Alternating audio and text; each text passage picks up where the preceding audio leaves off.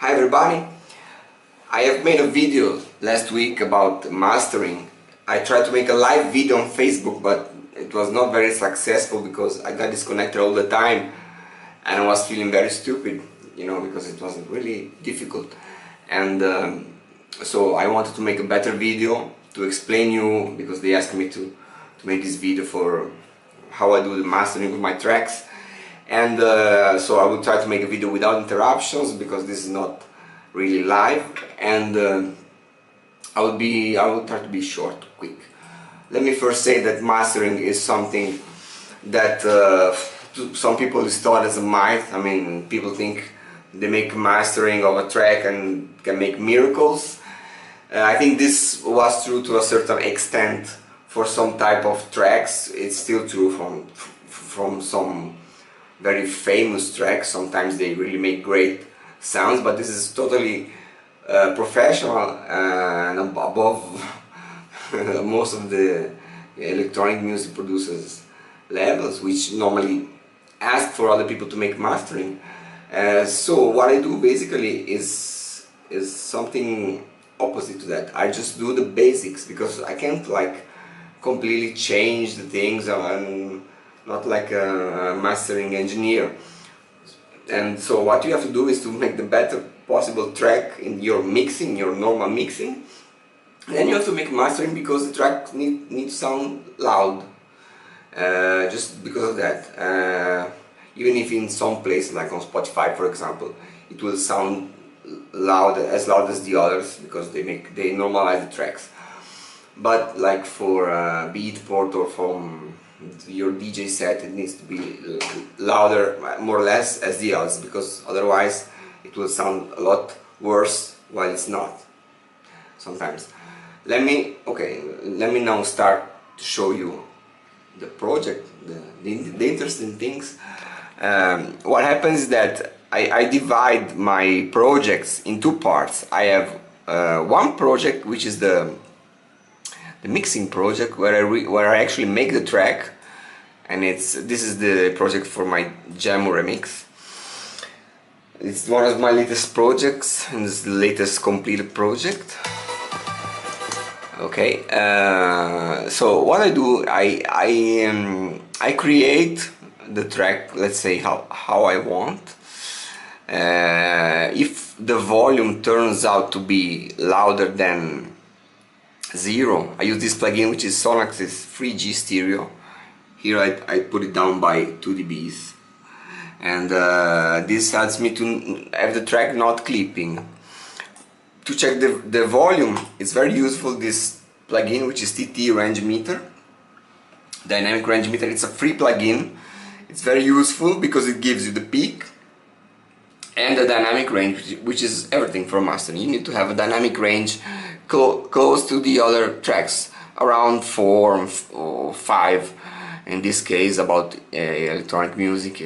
And what I want to say is also that this doesn't depend on the DAW you're using. I'm using FL Studio, but you could use any DAW, also because I'm not using any FL Studio plugin for this.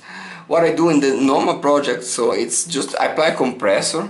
It's an SSL compressor with the mastering settings.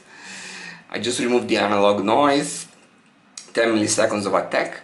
This is just to give a little bit more of compression to the track.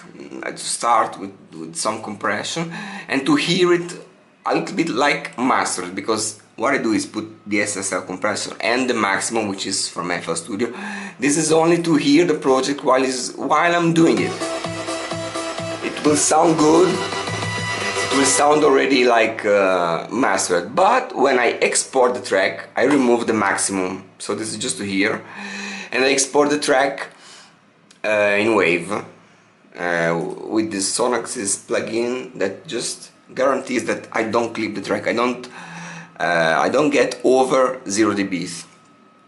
Then when I have exported my track, which is about -2 dBs, -1 sometimes, I import this wave track into another project, which is the real mastering project.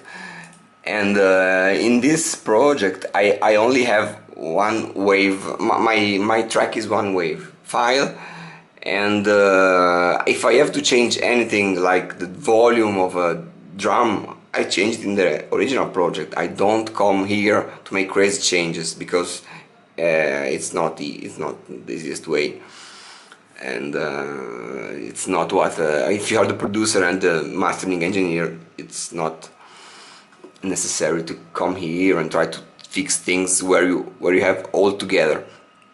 Now let's wait for the project to load. I will show you the chain. I have a plugin chain which is first on the channel number 1 and then on the mixer, just because I had many plugins to use, more than I can put in one channel. And what happens is basically that I apply first of all compression, just like also to help the limiters, to not have the final limiters work too much. After the compressor, I apply a few effects, let's say. Just I put the low frequencies in mono, for example. They normally already are in mono, but just to be sure. And then I have other plugins that make the track louder. Something strange is happening here. Okay. Okay. So you see, I have a wave file, only a wave file. This is my track. It sounds better here. It sounds I can play it without any problem. Okay, so let me show you the chain. I will disable all the plugins. Okay, in the last plugins, the last plugin is the T dynamic range meter. As I showed you, this is fundamental to check at every time the peak that must not be over 0 and the dynamic range. So you never must clip your track in your chain, because if you have a plugin which is internally clipping, that's bad. You know, that will sound bad. So the first thing I apply is an EQ. This is something extra. I remove the frequency that we human beings, we don't hear, below 20 Hz and above 20,000. I could not do this. I could do this only for the side thing, which is something I do now, in fact. But this is not so important. This is just that if I put less things in the track, I can put the volume of this higher. You know, just this. This is just a correction because this area of the track normally it's muddy, you know. So what I do is this is just an EQ. It's standard for every project. Then I use this limiter, which is a free limiter, Loud Max 64. This limiter is only to remove peaks. If you see, it works very just a few, just by 2 dB, 1 dB. It's just to remove the biggest peaks, like these peaks. You see these peaks here. It's very short. And what I want to say is that every plugin I use it just a little. I don't overdo the things, because otherwise it starts clipping, it starts distorting the sound, especially limiters. So then I have another compression with the V comp by Waves in the mastering preset. I remove the analog noise. There is an analog noise somewhere here, you know. It's 0 because it creates an old-fashioned noise which I don't like. This also works like 2-3 dBs. And I always take to show you the loudest part of the track, like the drop. This is important, but of course then you have to check everything. Then there are other compressors. This FabFilter Pro C, but it doesn't matter, you could use any compressor or none. This is just to help the limiters at the end. Here I have like 5-6 dBs, just helping a little bit. This QVQ is an EQ that is useful to match your track to other reference tracks. I don't use it normally. I used to use it in the beginning, where I was really making tracks out of any common sense. Okay, then I have the imager. As you see, this is ozone imager, but you can use an EQ, you can use other things. The main thing is that I put the frequencies below 140 Hz mono. This is not a fixed frequency. You have a learn function here. You can play and click on learn. He will adjust the bands. You got 109 here, but it doesn't change a lot. And the high frequencies, particularly these ones, the mid-highs, I increase the width by 30%, by 50%. This is not so important, I think, but it's something I do. Okay, then I start, let's say, pumping the track, because at this point we have minus 5 dBs of peak and 9 dBs of range. This is still very low. The track will sound very low volume. So I have this Oxford Inflator Native, which is a plugin that helps you to like feel the track louder. It doesn't do many things. It just makes the track louder. So I put the effect on 100%, curve 0, and just like that. I change the input here, but it doesn't matter. This depends on the track, or you don't even see it. Then I have the FabFilter Pro L. This is the first limiter, the first real limiter, and push the track to minus 1 dB. So here I really am close. You see.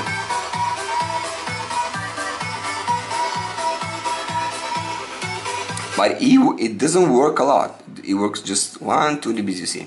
It mainly works on the peaks. Then I have a PSP Vintage Warmer. This is something like not a trick, because people use it, but people overuse it normally. I use it just a little bit. Again, 2 dBs, 1 dB, not even 2. Then I use this EQ. It's a quick child EQ from Waves. It's the mastering glue preset. It's a good. You see, it works just a little. But I like the sound that it makes. Again, remove the analog noise here. Okay, then equalize before the final limiting. The equalize, you can hear your track. What I do normally is that I take a reference track. You have this function. I take a reference track. I pick a famous track, and I pick like the drop. I analyze it. You see this blue here. Then I analyze my track, which is the yellow one, and I make a little match. Not much, in fact, 17% this case. If I need some corrections, like in the highs here, I just put 0.5 dBs more. These small things, you know. You can't touch a lot the track here.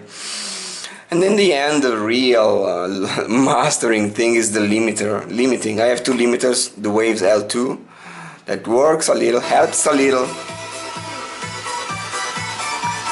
You see, we have 6 dBs of range. I put it like until minus 1.3, and then I come with the Ozone 6 maximizer that picks up from minus 2.7, so it will still compress the track even more and brings it to 0, of course. So at the end, the dynamic range is 5.3, 5.2 more or less. I like to stay around 5. I think 5 is a good value. I know some professional tracks are around 4, but I think it's not needed, and it will make your track sound bad most of the times. So I'm already around 40 minutes. I will finish by a quick resume, because I have many plugins here in the mastering chain, but what really matters is to have some compressors at the beginning. I have 2 compressors here. You can use 1, you can use 3, 4, doesn't matter. Then the imager, it's important. I think you need to put the mono, the low frequencies in mono. This is something you need to do. And then this limiter helps, because normally the track is low, so you use the limiter. You make the EQ, and then you use limiters. So you compress, you fix the stereo image, you limit, EQ, and limit. this is basically all. You see many small plugins, but this is, you know, something that maybe sometimes you think it's good and you put it on. For example, recently I am putting here the OTT also. I'm using the OTT before the first limiter. I use it with the depth around 10%, still very slow, very small effect, just a small compression, and it gives a good sound to the track. But you don't need to worry, you just need basically the limiters and not overdo the things. Be careful when you limit a lot, when you decrease a lot the range. Be careful to not hear distortion. If you hear distortion, it's mainly because the limiter is working badly. And the Waves L2 is a limiter that a lot of times doesn't work very well if you use it for a lot of dBs.